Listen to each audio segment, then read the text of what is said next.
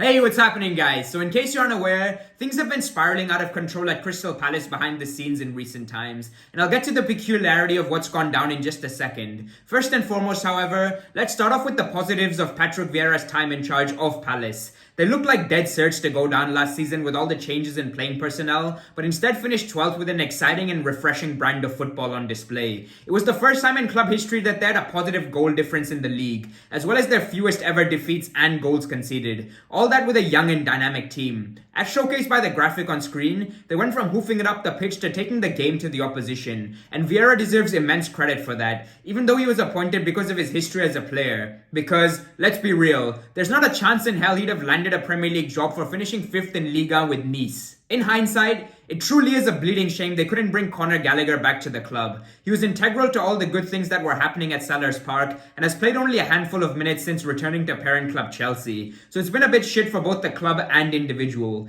He was Palace's player of the year and someone they've not only failed but even attempted to replace. I'd go as far as to say Vieira would still be in a job had the kid returned. But there's no use dealing in hypotheticals, because what we've seen in 2023 hasn't been anywhere near good enough. Not only have Palace not won a single game in any competition, they've only got 4 league goals to their name in 11 matches. Furthermore, they failed to have a shot on target in 3 consecutive Premier League fixtures and are the only team to do so since websites like Opta began recording data. Now, the caveat to that is that they've had a horrid run of fixtures which has seen them play sides almost exclusively in the top 10, with the games to come a lot easier on paper, and some have argued Vieira had every chance of turning things around. Personally, and do let me know what you think, I believe that's even more reason to get someone else in and make use of that new manager bounce. In fact, most clubs in the country are reactive rather than proactive, as they wait till shit hits the ceiling before making a change. So Steve Parish deserves credit for taking action before the side ended up in the bottom 3. That being said, investment hasn't been up to scratch in recent times, and Palace could have done with a couple more new faces in the January market, so that's very much on the board.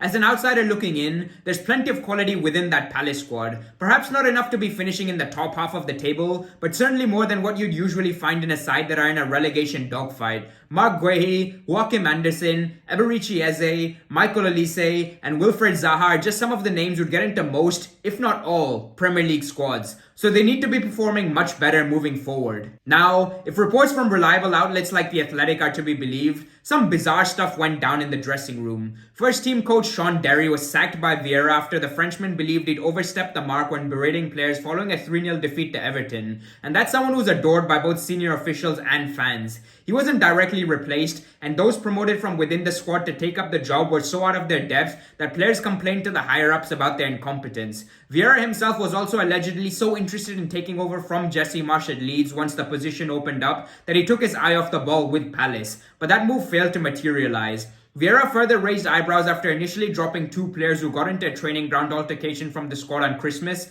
only to reinstate them on matchday 24 hours later, which left many feeling bemused and believing some players were undroppable regardless of what they did on or off the pitch. Clearly, it was best that both parties went their own way before things got any more toxic. As fate would have it, the name being tipped to replace him is Roy Hodgson. Although that may sound completely barmy, it makes sense in the short term to have someone who knows most of the players as well as the training ground inside out, while also having a plethora of experience when it comes to keeping teams up in the division, particularly when the new man coming in would simply not be afforded a betting in period. Obviously, it's 1 step forward and 2 steps back in some ways, as the style of football will go back to being from the Stone Ages, but it's very much the need of the hour, just like his initial arrival following the disastrous reign of Frank de Boer. Dyche has been snapped up by Everton, while those available in Hasenhüttl, Bielsa and Marsh like working with high pressing and high energy squads, which is the polar opposite of what Palace have at their disposal right now. Overall, I fully back Palace to beat the drop, and I'm really interested in seeing who they appoint in the summer, because progression has stalled big time in recent years for a club that has the potential to achieve so much more.